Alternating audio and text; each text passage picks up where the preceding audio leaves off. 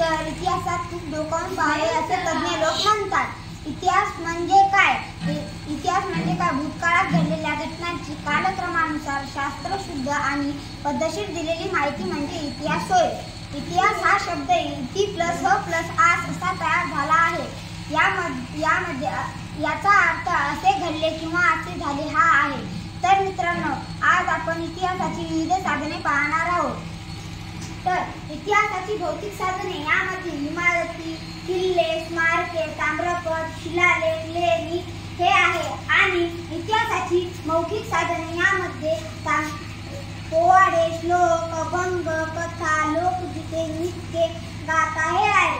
आणि इतिहासाची लिखित साधने यामध्ये पत्रव्यवहार, फलिते, परदेशी प्रवाशांची प्रवासवर्णने, वंशावळी, शकावली, बखरी तवारी, ग्रंथचरित्रे, न्यायनिवाडे, आज्ञापत्रे, राजदरबारातील कामकाजांची कागदपत्रे याप्रमाणे आज आपल्या इतिहासाची विविध साधनांचा चार्ट आपण शिकला आहे.